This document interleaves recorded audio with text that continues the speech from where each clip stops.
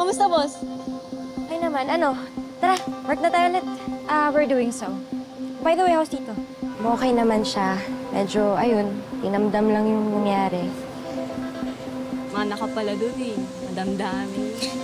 Siyempre, anak ni Bossing yan eh.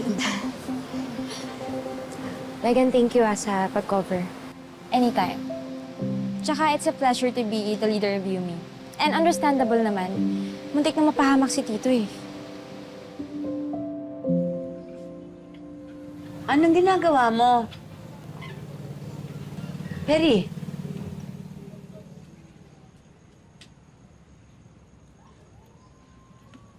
Bumaba ka! Bumaba ka!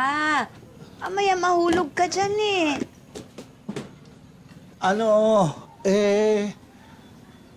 Wala kasi akong ginagawa.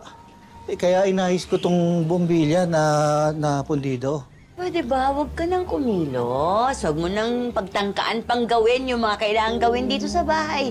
Magpahinga ka na lang. Ha? Ha? Sabi ko, huwag mo nang pagtangkaang gawin yung mga kailangan gawin dito sa bahay. Magpahinga ka na lang. Para naman sinabi mo maging inutil na lang ako, Minchi. Hindi sa ganon. Hindi mo kasi alam kung anong pakiramdam nitong sitwasyon ko. Bebe ko. Alam mo naman na ayokong wala akong ginagawa. Ayoko nang nakatunganga lang ako. Ayoko yung nakahilata lang ako na parang wala akong silbi.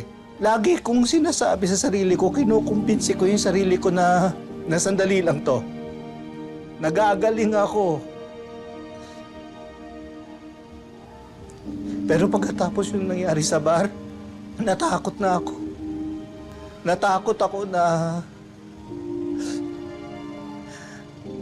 baka tuluyan na ako hindi makarinig. Paano na lang ako? Ano na lang ang silbi ko sa inyo?